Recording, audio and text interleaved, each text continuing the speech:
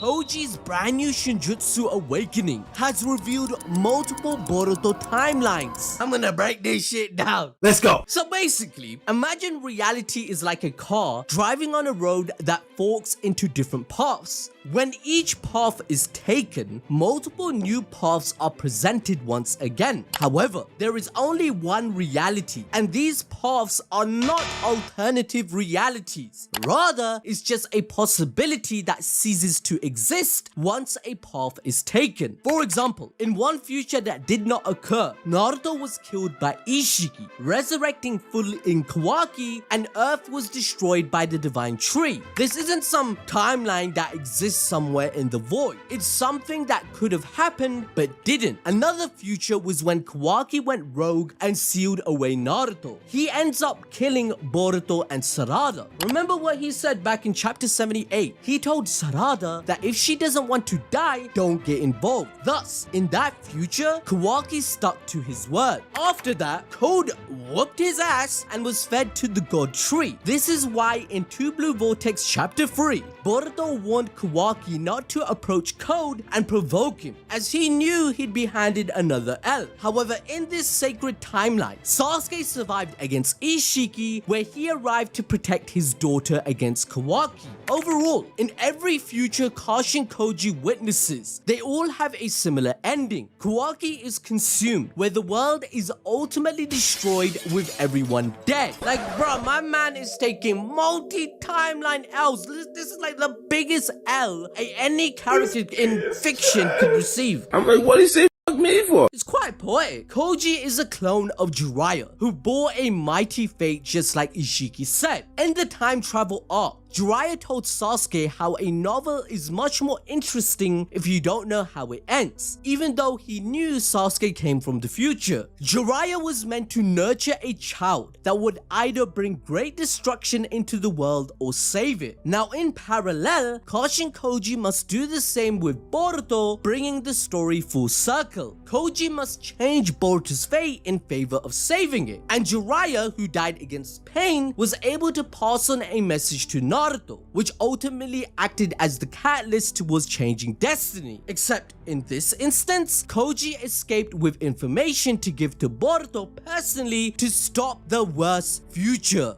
This is something we've seen Boruto mention in chapter 2. He told Code if he didn't stop his Claw Grime army, the worst possible outcome would begin. It's also why Kashin Koji told off Boruto for putting the entire world at risk when he faced off against Hidari in the Ten Tails dimension for the first time, as it's now clear that if Boruto stayed there any longer, it would have triggered the end. Koji even told Boruto how the Shinju will come into existence. And if you take a look at this panel, there is someone very familiar. It's the young lord of the sand, Shinki. Huh? That's right, Gaara's overpowered adopted son has joined the crew. Now don't forget, Shinki is pretty much the Sand Village's Boruto, their biggest prodigy, where together they even faced off against Atsuki level threats like Urashiki. In the Chunin exams, Mitsuki admitted that it would be impossible to beat Shinki unless he used Sage Mode. Furthermore, if Boruto hadn't cheated and used the ninja tool to produce purple lightning, Shinki would have easily won the whole Chunin exams without breaking a sweat. This is all thanks to his rare Iron Sand Jutsu.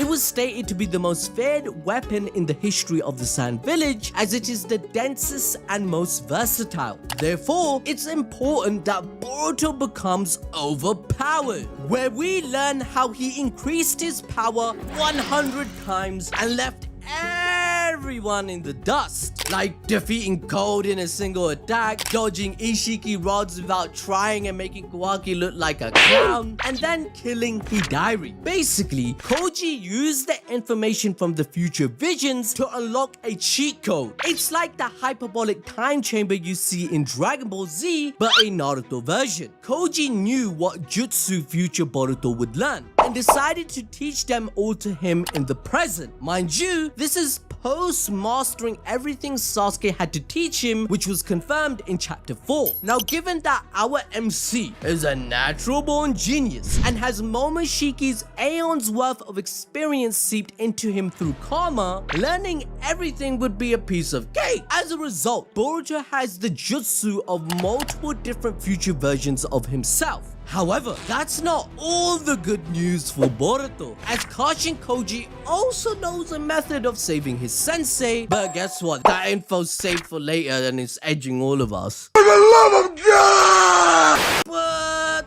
that's where the good news ends, as Koji then drops the bombshell that in nearly every future he's seen, Jura is destined to be the one to kill Boruto. Nonetheless, as a shinobi, Boruto is determined to do what Uzumaki's do best, by saving his brother and killing every enemy. In chapter 80, he said the same thing. He can't let brother kill brother. All he has to do is get stronger and end this quarrel, as that's what his father, Naruto, would do. This once again parallels Jiraiya, and it's a huge callback if you can remember. Look back at the scene when Jiraiya told Naruto to give up on Sasuke, but Naruto said he will remain a fool his entire life and would rescue Sasuke no matter what, which Boruto has declared once again. Following this, our MC wakes up while Sarada is suffering from nerve damage from Jura's sniper shot. Luckily for her, Himawari snaps back to reality. Wasting no time, she showcases her new Ninetales power. With no effort at all, Hima exhibits the same level of healing properties that Naruto once had,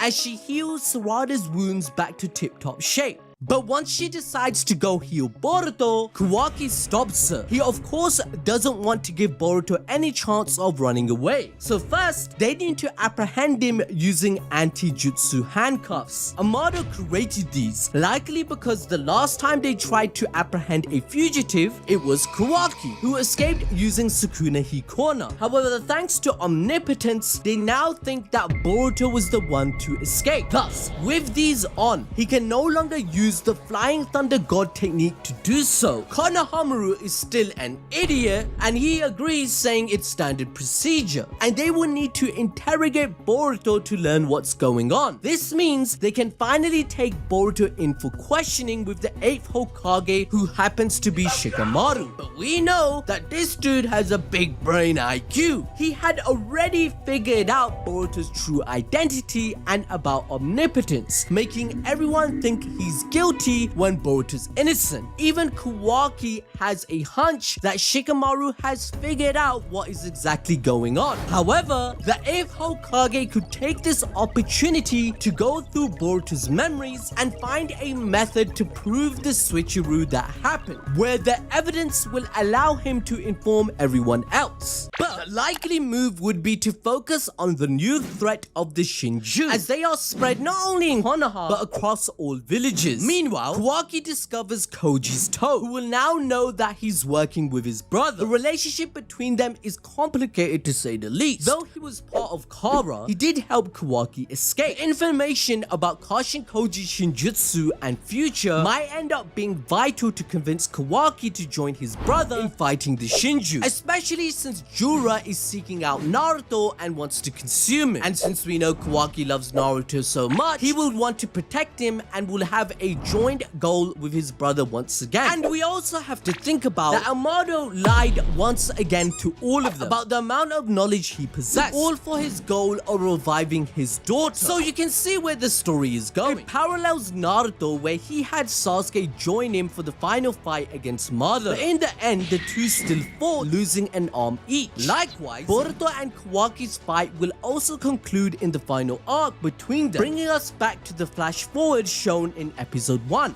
However, despite everything they've tried, what is clearer than ever is that Boruto is in fact heading to the worst possible future Koji had foreseen. We come to learn this as we move back to the Shinju hideout, where Juro plants Hidari's Thorn Soul bulb into the black cube. The tree roots fuel it with chakra, ultimately respawning Hidari as though nothing had happened to him. But the shocking twist is that another Shinju Shinju has joined the chat. This new addition is more than likely Shinki as foreshadowed earlier, and would also mean the Shinju have already started a worldwide attack. However, if the attacks have solely been in Konoha, then alternatively, this Shinju could be Kakashi. What do you mean? How?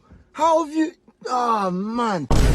Ikemoto did say that he had a big plan for his character. Quoting him, he stated, "It would be a spoiler, but if you have to wonder, why doesn't Kakashi get much screen time even though he's such a popular character? What a mystery." Not that I can say anything about it. Now, if you want to enjoy more peak fiction, watch this video learning the origin of Kaiju number 8 and why it chose Kafka.